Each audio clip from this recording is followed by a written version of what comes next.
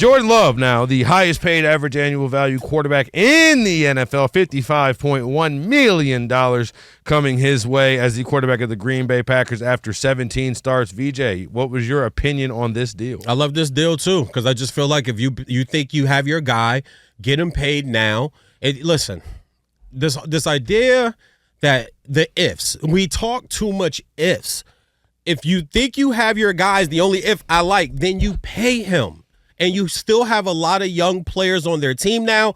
I think it was better also pay him now than try to pay him later because I don't think this division's getting any worse. I think this division's going to get better. So you might as well lock your quarterback in now. He has a playoff win. He was up on the road against the eventual NFC champions to represent the NFC in the Super Bowl. He threw 2 picks.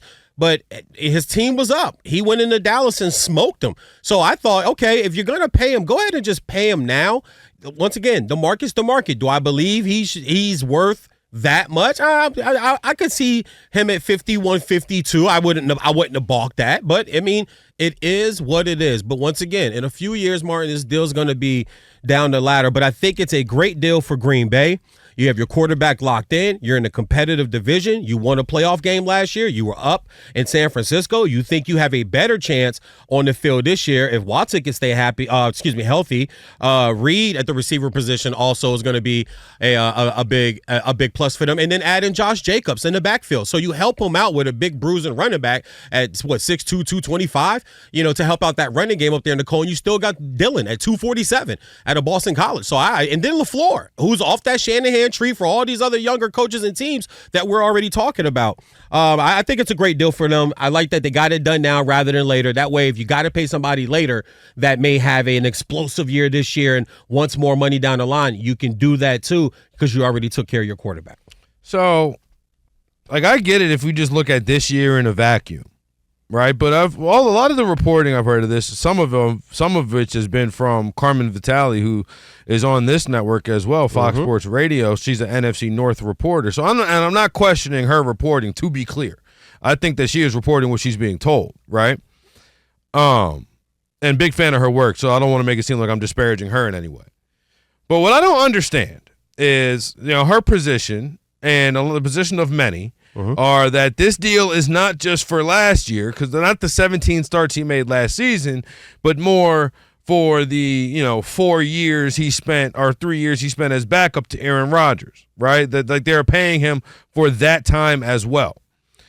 And my question is, I know you just said you don't like the ifs, but if that is true, then why is it that we only saw 17 starts out of Jordan Love on this rookie contract? Because what I don't understand is if you believe that you have the guy at quarterback, did you, or I should say this, maybe the question is, when exactly did Green Bay know that Jordan Love was going to be the guy that was going to bring them into the next 4 or 5 years as quarterback?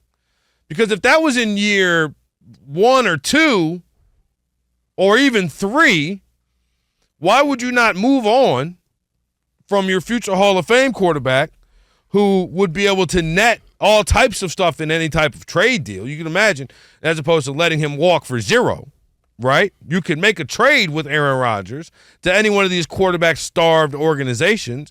Hell, the Jets might have given you 2 first-rounders for him instead of just signing him outright after the fact. If, in fact, you have a feeling that, or that Jordan Love is the guy, when you sign a contract like this, that is your organization telling Jordan Love, we know you're the guy. When was that decision made?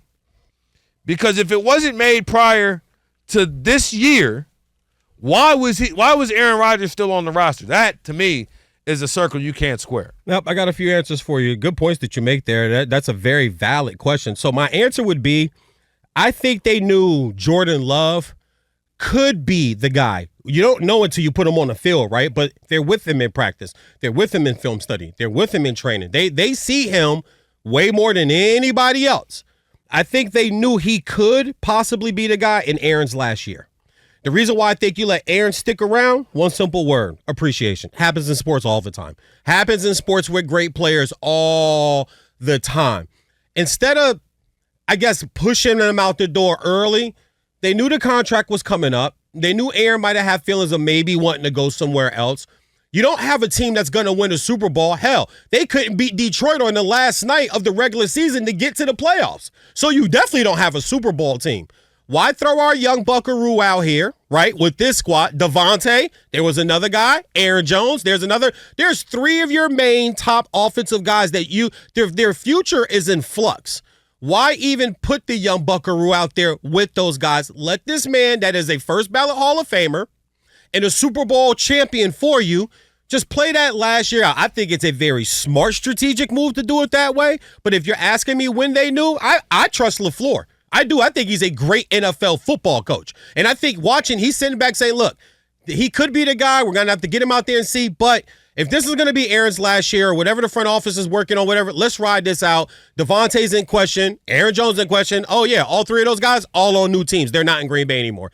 Let's put him out there with some younger guys. He did play a year with Aaron Jones, but let's put him out there with the new regime that we're going to run with the rebuild that we're going to run with, and see what we got. And when they did, they saw what they got. 32 touchdowns, 11 interceptions. And it's like, okay, playoff road win. All right, he's our guy. Let's go ahead and get him paid and get him done now. To answer your main question, I would say in Aaron's last year, they knew that he could be the guy, but why throw him out there when you got so much influx going around with this diva quarterback? Let's get him out the door and let's start anew. Once again, you're not winning a Super Bowl. I don't want to cut you off, but we're going to get to Steve, so I want to respond to that. But the reason why you do that is because maybe Devontae Adams isn't a Raider. Maybe Devontae Adams comes out and is like, yo, this dude who's in his 3rd year, I just caught 12 touchdowns. You know what I'm saying? What would have been my last year as a Packer. You have all that cap space to then re-sign Devontae Adams as opposed to trading him off to wherever – called St. Louis, Las Vegas, where he ends up getting that big bag, which at the time was one of the top receiver salaries. Now, after the summer, it's like 5th, but at the time was the top receiver salary up there with Tyreek Hill at $30 million. Like, you could just use the money that you're spending on Aaron Rodgers the same way that every other team uses the money that they're not spending on max quarterbacks to build out the roster. So that's why, maybe you have Aaron Jones still. Maybe you have Devontae Adams still. If, in fact, you start Jordan Love after year 2 or year 3, if, in fact, that was when you made the decision that he was the guy. But